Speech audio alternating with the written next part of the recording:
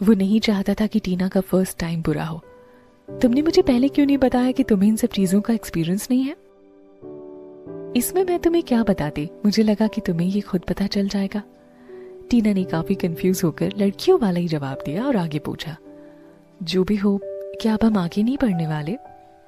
ये बात इतनी जरूरी नहीं है, अब तुम मेरी वाइफ हो और तुम वैसे भी अब मुझसे नहीं बच सकती माय डियर। इतना कहते ही रणविजय ने टीना को फिर से अपनी गोद में उठा लिया और कहा, लेकिन पहले मैं तुम्हें बाथरूम लेकर जाऊंगा और देखूंगा कि तुम्हें कहीं चोट तो नहीं लगे। उसे इस तरह से परेशान होते देख टीना ने कहा, तुम वैसे बिल्कुल भी नहीं हो जैसा लोग तुम्हें समझते हैं रणविजय। और फिर वो जोर से हंसने लगी। और तुम मेरे बारे में क्या सोचती थी? रणविजय ने उसे बाथटब में बिठा दिया और टैप ऑन कर दिया।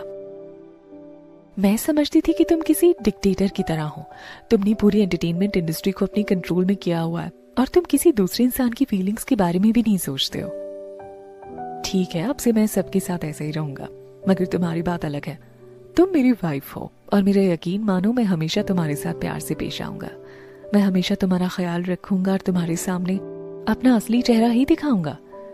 सच में थैंक यू रणविजय। मैं तुम्हें एक बात बताना भूल गया, मुझे झूठ से सख्त नफरत है। अगर तुमने किसी दिन मेरा भरोसा तोड़ दिया तो मैं तुम्हें माफ नहीं कर पाऊंगा।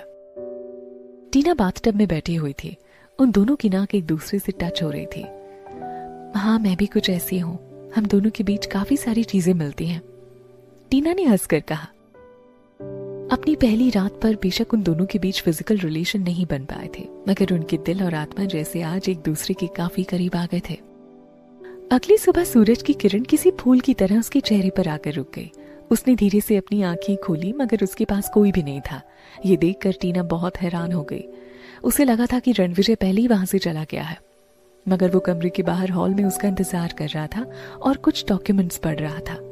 जब रणविजय ने देखा कि टीना उठकर उसके पास ही आ रही है तो उसने कहा, मैंने तुम्हारे लिए बाथरूम में एक नई ड्रेस तैयार करके रख दी है, हम आज इस जगह से वापस जा रहे हैं, तुम जाओ और जाकर तैयार हो जाओ। टीना ये सुनकर बाथरूम की तरफ जाने लगी, पर तभी अचानक उसका फोन बजने लगा। उसने फोन उठाकर देखा तो प्रणय का कॉल था।